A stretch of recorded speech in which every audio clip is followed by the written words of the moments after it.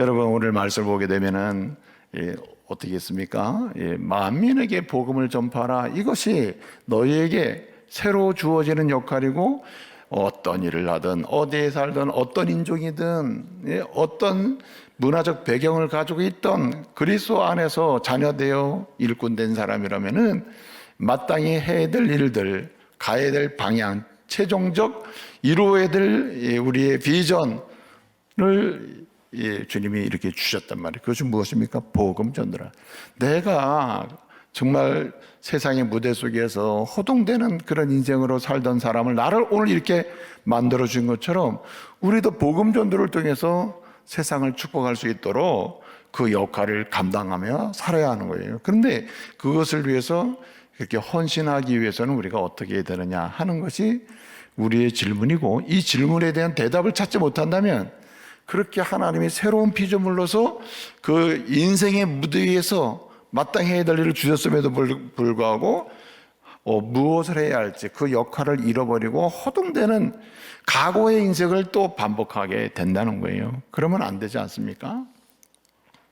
그래서 오늘 우리는 하나님께서 우리에게 복음 전도를 통해서 하나님을 높여 세상을 축복할 수 있도록 그 세상의 무대 속에서 그리스도인의 그 역할을 다시 감당할 수 있고, 또 그 일을 위해서 헌신하려면 어떻게 해야 되는지 그 말씀을 잠깐 드리면서 헌신을 결단하기를 소원합니다. 그 첫째는 뭐냐면요, 여러분, 날 구원하신 예수 그리스도, 그분을 당당하게, 담대하게, 세게 고백하면서 그분을 바라보며 살아야 할 줄로 믿습니다. 복음 전도에 헌신하기 위해서는 누굴 바라보고 살아야 되느냐? 예수 그리스도를 바라보고 살아야 되는 것입니다. 여러분, 제자들을 3년 동안 훈련시켰는데 3년 동안 제자들을 훈련시키면서 마지막 말씀하셨거든요. 내가 너희를 모든 타락한 죄인들이 세상에서 허둥대서 갈 바를 알지 못하고 하는 그런 불행한 인생 속에 있을 때 내가 너희를 나의 제자로 불러가지고 이제 말하자면 자녀 삼으시고 일꾼 삼아서 지금 내가 3년 동안 교육시키고 내가 이제 구원의 사역을 이루고 하나님 나라로 승천하게 되었는데 내가 너에게 주는 마지막 부탁이 있다. 너희는 복음 전도에 헌신해라. 이거 아닙니까? 그러기 위해서 주님이 3년 동안 훈련을 시키신 거예요. 그리고 부활하신 이후에 제자들에게 나타나서 하신 모든 메시지는 바로 여기에 대한 답을 주시는 거예요. 그 답이 무엇입니까? 한마디로 얘기하면은 예수를 고백하고 그분을 바라보라는 거예요. 여러분, 복음 전도에 헌신하는 길은 복음이신 예수를 바라보는 길 외에는 대안이 없는 것입니다. 여러분, 세상 사람들에게 복음을 전한다는 말은 여기에 행복이 있구나 이런 확신을 줘야 되는 거거든요. 세상에는요, 가장 큰 아픔이 뭐냐면 방향을 잃어버린 거예요. 방향을. 돈을 벌겠다는 목적은 뚜렷한데 돈 벌어 뭐 하느냐, 본질적인 이 방향을 잃어버렸다는 방향을. 성공하겠다고 하는 건 분명한데 성공해서 뭐 하느냐, 왜 성공해야 되느냐의 문제는 대답을 못한단 말이에요. 방향을 잃어버렸다. 방향을. 그래서 누군가에게 그것이 내 인생의 행복을 담보할 수 있는 진리구나, 그것밖엔 길이 없구나, 이렇게 감동적으로 복음을 소개하고 복음으로 인해서 우리처럼 구원받아 하나님의 자녀 되고 성령 안에서 사명받아서 일꾼이 되도록 그런 은혜를 입도록 또 그 영접하여 주께로 나올 수 있도록 하기 위해서는 우리가 명료하게 고백하는 게 명료해야 되고 바라보는 게 명료해야 돼. 방향이 있어요.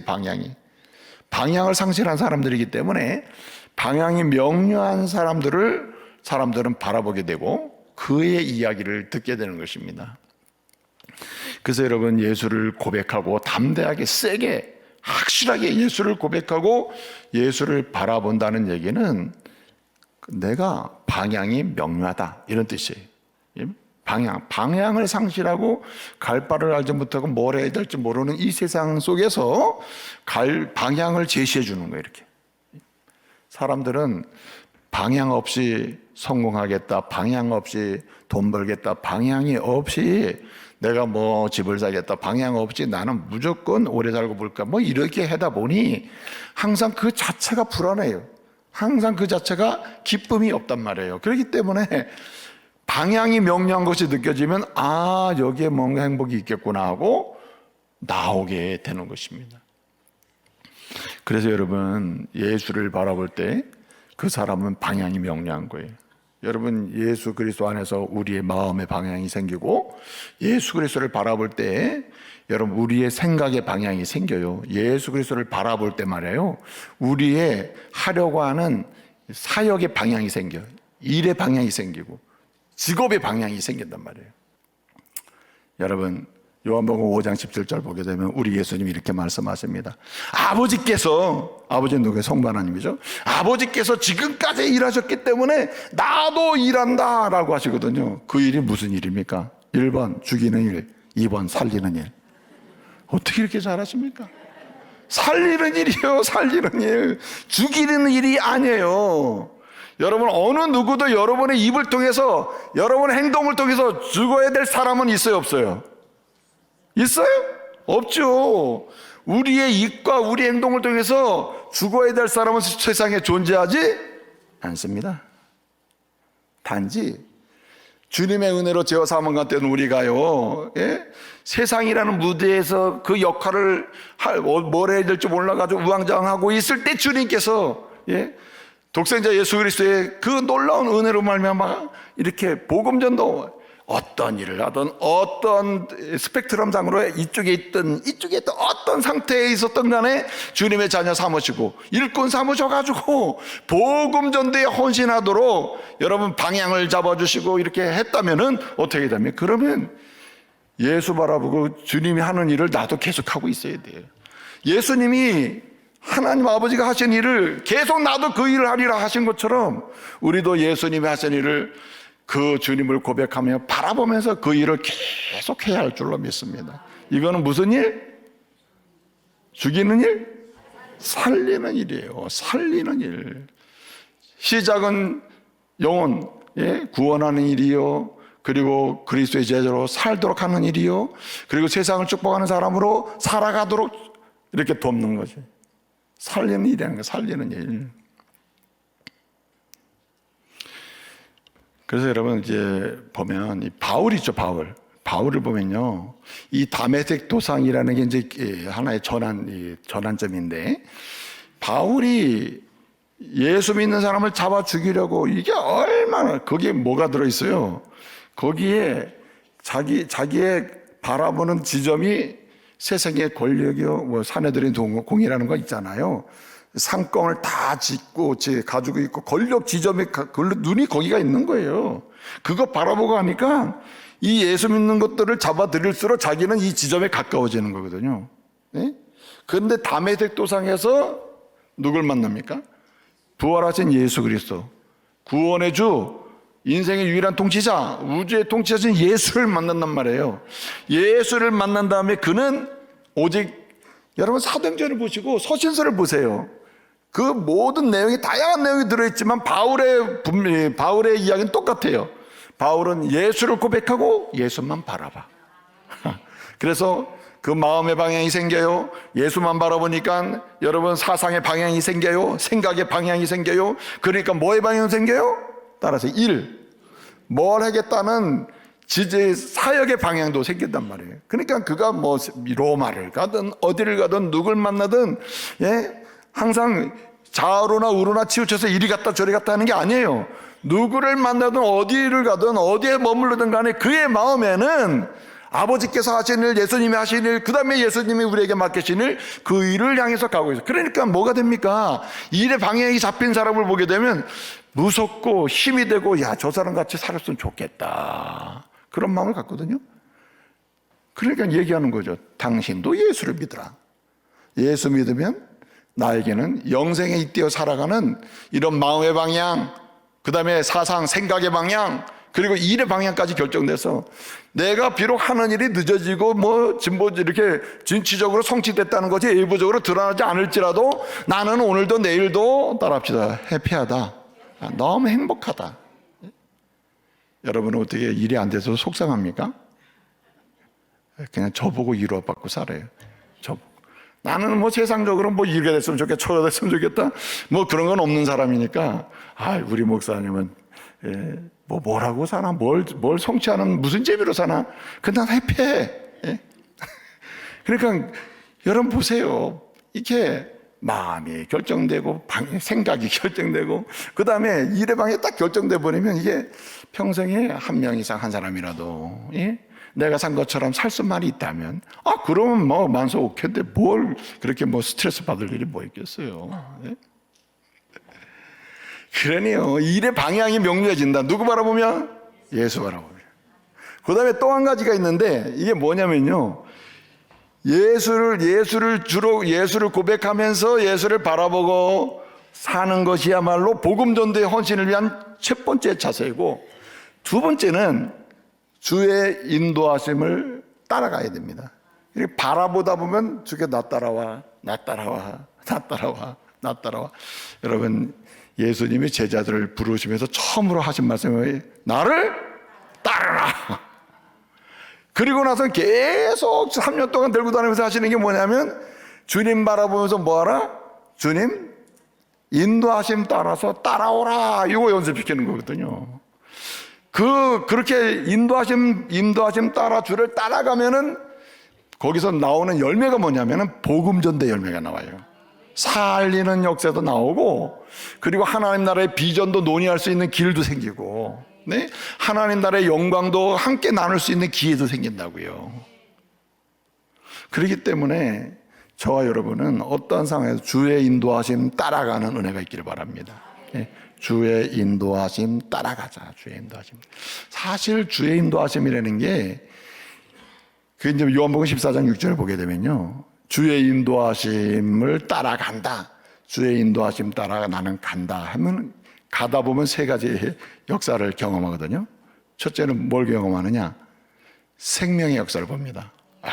주의 인도하심 따라가 보니까 나도 살고 다른 사람 사는구나. 예? 생명. 그래서 여러분, 내가 곧 길이요 뭐랬죠? 진리요 생명이라 그랬거든요. 주의 인도하심 따라가다 보면 나오는 열매는 생명이지 죽음은 아니에요. 사망은 아니다 이 말이죠. 예? 그렇기 때문에 주의 인도하심 따라가는 게 대단히 중요하다. 예? 요한복음 10장을 보게 되면요, 요한복음 10장 7절을 보게 되면 나는 양의 문이라고 했습니다. 그리고 9절을 보게 되면 이렇게 얘기해요. 누구든지 나로 말미암아 들어가면 뭘 얻어요? 구원을 얻고 들어가며 나오면 뭘 얻어요? 꼴을 얻느니라. 요한복음 10장 11절을 보게 되면 내가 너로 하여금 생명을 얻게 하고 더 풍성하게 누리게 하려 한다. 누구 따라가면? 예수 따라가면. 자 보세요. 이 구원을 얻고 이제 생명을 얻었다는 얘기거든요. 그 생명을 요한복음 10장 9절, 누구든지 나로 말미암아 들어가면 구원을 얻고 생명을 얻고, 그 다음에 어떻게 들어가면 나오면 꼴을 얻어 풍성한 역사를 본다는 얘기거든요. 그렇기 때문에 여러분, 주의 인도하심 따라가다 보면 생명을 얻는데 풍성하게 경험하는 것이 뭐냐? 진리의 역사예요. 거짓의 역사 보는 게 아닙니다. 로마서 1장을 보게 되면요, 사단이 하는 일이 있어요. 사단은 하나님의 말씀을 따라서요, 거짓으로 바꿔놓고, 거짓으로 바꿔놓거든. 사단은 어떻게든지 하나님 말씀을 말씀대로 못 보게 하고, 말씀을 본 다음에 이것을 거짓으로 바꿔놔요. 그래서 오늘 뭐 오전에도 말씀했지만은 로마서 3장 말씀을 가지고 이제 인용했잖아요. 예? 말씀 뭐래요? 그냥 한 구절 딱 집어가지고 앞뒤 못 보게 만들어. 그래가지고 그걸 자기에게 맞춰서 가게 하는 거거든요. 거짓으로 바꿔놓는 거거든요. 그런데요, 예수의 인도하심 따라가면은 진리에 도달해요. 진리를 경험하고 진리로 인하여 자유롭게 됩니다. 그래서 여러분 보세요. 이 진리는 알면 알수록 스트레스 받거나 믿음 생활 진짜 어려워, 너무 힘들어, 그게 아니고 진리의 말씀은 우리로 하여금 어떻게 생명의 환희의 창가를 부르게 한다니까요. 생명을 얻고도 이 생명의 즐거움을 누리지 못하는 이유는 진리의 풍성함을 모르기 때문이거든요. 그런데 여러분, 생명을 얻은 자가 진리의 풍성함을 얻는 길은 그래서 예수 인도하심 받아야 돼요. 예수 인도하심. 여기 성령의 역사가 있는 것입니다. 주께서 약속하신 성령의 역사가 있어야 돼요. 그래서 여러분, 그 기도를 습관해야 돼요. 기도를. 예를 들면 새벽 기도, 뭐 아침 기도. 근데 꼭 뭐 어떤 분은 이제 멀리 있어서 새벽 기도 못 나오는 분도 있을 수 있잖아요. 여러 가지 이제 여기 나와 있는 것도 중요하지만은 어떻든 일정하게 지속적으로 그리스도 안에서 교제라는 게 그만큼 중요한 거예요. 그거는 제3자가 해줄 수 있는 게 아니에요.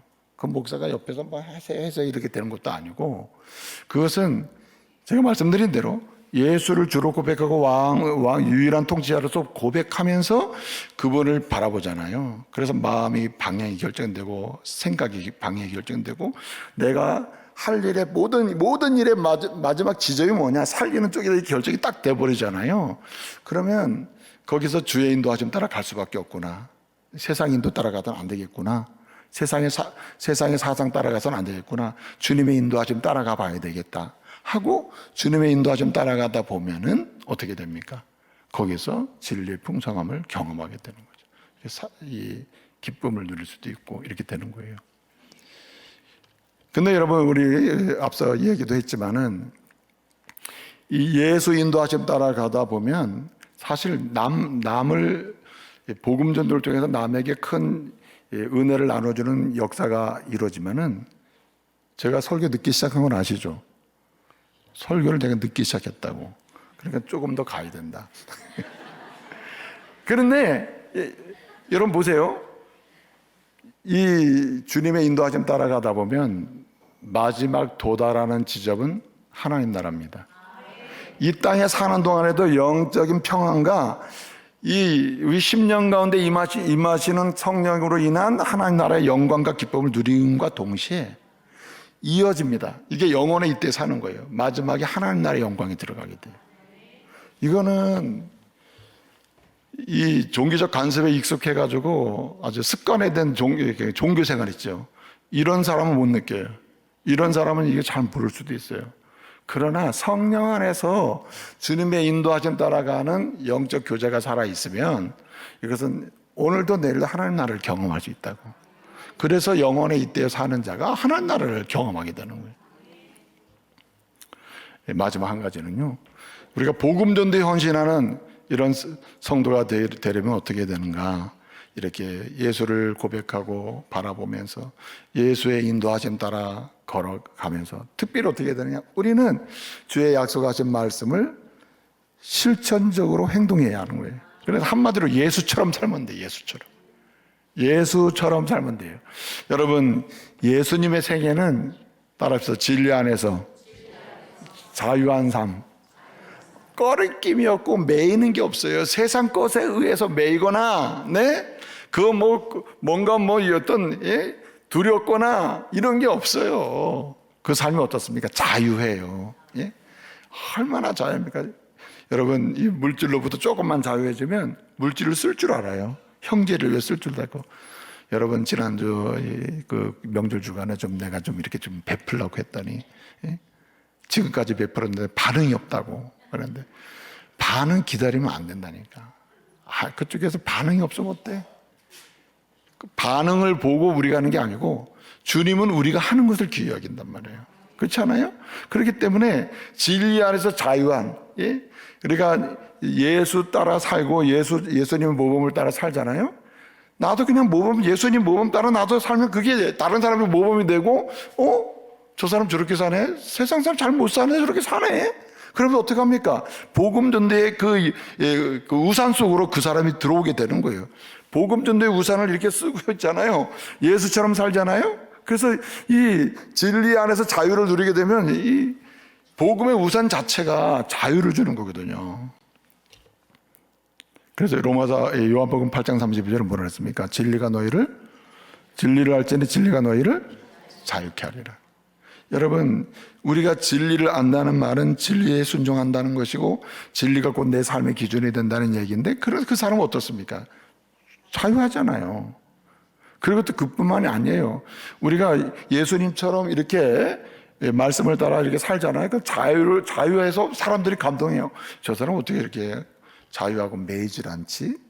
우리 같으면 막 고민해가지고 쓸까 말까 고민하는데 저 사람 참 단호하네, 담대하네, 이렇게 된단 말이에요. 근데 그렇게 우리가 진리의 자유를 얻을 뿐만 아니라 어떻게 되느냐? 우리는 뭡니까? 순종의 즐거움도 누리게 돼요. 야, 저 사람은 순종하면서도 행복해한 사람이에요. 여러분, 보통 순종은 두 가지거든요. 할 수 없이 순종하는 거 또는 기쁨을 하는 순종이거든요. 그런데 예수님의 순종은 하나님 아버지를 향한 순종은 그 순종이 어땠습니까? 하나같이 즐거운 순종이에요. 하늘 보자고 그래서 내려온 것도 즐거운 순종. 네? 아니, 우리를 위해서 3년 동안 제자를 양육하는 것도 즐거운 순종. 예? 십자가를 지시는 것도 즐거운 순종. 아주 스트레스 받고 했다는 게 없잖아요. 네? 그리고 이 제자들을, 그 배신한 제자들을 하는 것도 즐거운 순종이잖아요. 네? 그러니 다르잖아요. 달라요. 지난주에는 왜 이렇게 눈이 많이 오는지. 아이고, 막 눈이 오면 또 교회 와보면 또 돈 쌓여있고, 또 와보면 돈 쌓여있고. 와, 참. 그 틈바구니 속에서도 이 교회를 사랑하는 사람도 있어요. 그러니까 의외의 사람들이 있다니까. 다 바쁘잖아요. 멀리 가고 다 바쁜데 의외 분들이 와서 또 쓸어놓고 하고 또 쓸어놓고, 들어보면 막 쓸고 또 가는 분도 있고. 그래서 참 의외 분들이 막 그러고 있더라니까. 참 하나님이 이렇게 하나님의 교회를 세워 가시는구나 하는 마음이 들더라고요. 네? 그게 왜 그래요? 즐거운 거예요. 얼마나 바빠요. 바쁘죠. 다 바빠. 그런데도 그 틈을 내가지고 와가지고 들여다보는 분이 있더라고. 그게 얼마나 감동이에요. 네? 근데 여러분, 이 요한복음 18장을 보면, 한번 이 말씀 보고 마칠게요. 요한복음 18장. 이제 보세요. 예수님을 고백하면 바라보고, 복음전도의 헌신은 여기서 나온다. 예수님의 인도하심 따라서 무조건 따라가고, 그러는 가운데 예수님이 모범을 보이신 것처럼 나도 주의 말씀을 따라간다, 실천하잖아요. 그러면 거기서 자유함이 있어요.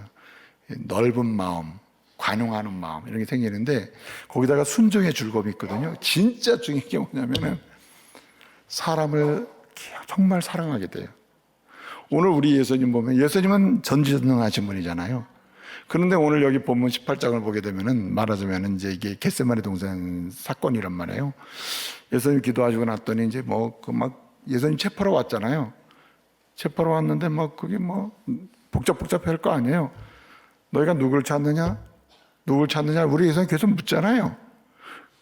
물을 때 그 사람들이 우물쭈니까 너희가 찾는 내가 바로 그 사람이야. 내가 그 사람이야. 그리고 오늘 본문에 8절에 뭐라 했습니까? 내가 말하지 않느냐? 너희가 찾는 예수가 바로 나야. 그러니 뒤에 뭐라고 붙였어요? 나는 체포하고 내 제자들은 뭐하라?